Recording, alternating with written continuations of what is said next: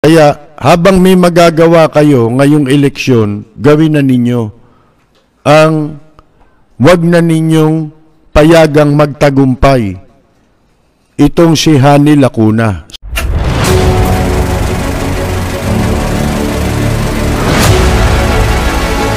Speaking of Divisoria, pakinggan naman natin ngayon si Ginoong Manuel Plaza. Siya po ang chairman ng paralegal sa Divisoria Public Market Credit Cooperative. Narito ang panaghoy ni Manuel Plaza ng Divisoria Public Market. Si Mr. Manuel Plaza, chairman po ng paralegal department ng Divisoria Public Market Credit Cooperatives. Nandito po ako ipapaalam sa inyo. May pinagbili po ni Mayor Francisco Isko Moreno Dumagoso ang Divisoria Public Market sa halagang 1,400,996,000,000.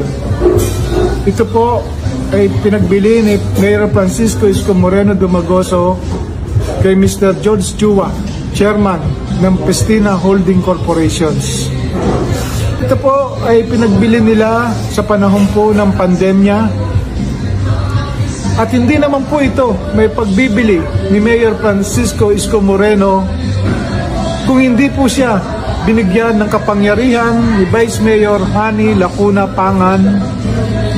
Inapprove po ng Konseho ng Maynila na mabigyan ng kapangyarihan si Mayor Francisco Isko Moreno Dumagoso upang may pagbili po niya ang Divisoria Public Market. Ang kaduda-dudang bentahan po ay nalaman namin. Alam niyo po ba, 25 days na po na nagkakabayaran po sila doon sa City Hall. Doon pa lang po namin nalaman na naipagbili na po pala nila ang Divisoria Public Market. Ayon po dito sa Deed of Absolute Sale, ang bentahan po ay naganap ng October 16, 2020. Nalaman na lang po namin na ito pala ay nabili na noong lang pong November 11, 2020 po. Ang batas po na nagbigay ng kapangyarihan kay Mayor Isko Moreno ay in-sponsor po ni Councilor Joel Chua, ni Councilor Jong Isip. At ito po ay pinagtibay ni Vice Mayor Hani Lacuna Pangan.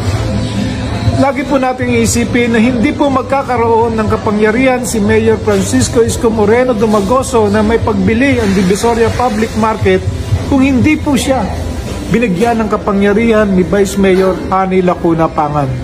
At kayo po, sinasabi nila na ginamit daw po nila ang pera para sa pandemic. Lalo pa po kami nagduda. Alam niyo po ba kung bakit?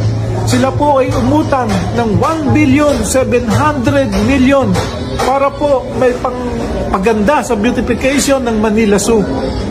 Isip po natin, di ba? Nakautang po sila ng masigit na mas malaking halaga na 250 million para sa beautification ng Manila Zoo. Tapos ipinagbili po nila ang Divisoria Public Market na siya po namin pinagkukuhaan ng pagkain sa higit na mas mababang halaga. Kami po ay labis din nagdududa sa mga sinasabi ni Vice Mayor Hani Lacuna na very disadvantageous daw po sa city ang pagkakaroon natin ng Divisoria Public Market. Ang katotohanan po niyan, lalo po tayong nalugi. Pagbili lang po ang Divisoria Public Market sa halagang 13,000 per square meter. Ang sukat po ng bawat tindahan doon ay 2.5 to 2.25 square meter. Ibig sabihin po, pagbili po ang bawat tindahan sa halagang 29,500 pesos lamang. Ang bawat tindahan po ay nagpapasok sa city ng 8,000 para po sa municipal license at yearly po yan at nagbabayad din po kami ng 50 pesos a day o 1,500 a month o 18,000 pesos per year. Ang ibig sabihin po, ang bawat tindahan po ay nagpapasok ng 26,000 pesos taon-taon at ipinagpalit po at pinagbili po nila sa halagang 29,500. Nakakalungkot po ang bayan natin. Ang isang palengke, ang isang tindahan na nagpapasok ng 26,000 taon-taon ay pinagbili sa one-time payment na 29,500 pesos lamang. Alam niyo po, Mayor Isko Francisco Dumagoso, Vice Mayor Hani Lacuna Pangan, Councilor Joel Chua, Councilor Jong Isip, kayo po ang inaasahan po sana namin na sa aming magtatanggol bilang isang maliit na mamamayan dito sa lugar natin sa Maynila. Pero kayo pa rin po ang nagiging dahilan ngayon upang kami po ay mapahirapan. Sana po maging makatwiran po kayo kasi po wala naman po kaming ibang pupuntahan at wala naman po ibang magtatanggol sa amin kung hindi kayo, dahil kayo po ang hinalal para mamuno po rito sa amin. Maraming salamat. Ginoong Manuel Plaza, no, ang paralegal ng Divisoria Public Market Credit Cooperatives. Ngayon, sa kanila na po ninyo maririnig, sana ito ay magsilbing babala sa mga taga Maynila. Nananawagan ako sa mga palengke pa, iba pang public market sa Maynila, na mag-ingat kayo sapagkat darating din sa inyo ang katulad na pangyayaring ito.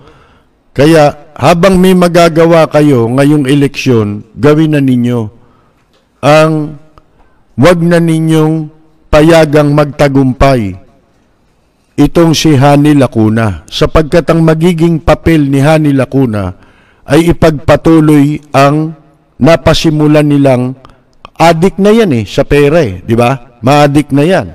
Siyempre, ang kumita ng malaki dyan, si Isko, hindi sila binigyan, di ba? Ito yun sa'yo, pero pinakamalaki dyan si Isko. Siyempre, babawi yan para sa iba naman. Nung biro nga natin nung araw, sa mga magnanakaw, hindi ako magtataka, Kuya Luneta, mapatituluhan tas ibenta Bay, totoo yan Kako, yung Manila Bay, baka ibenta yan Akalain nyo, totoo.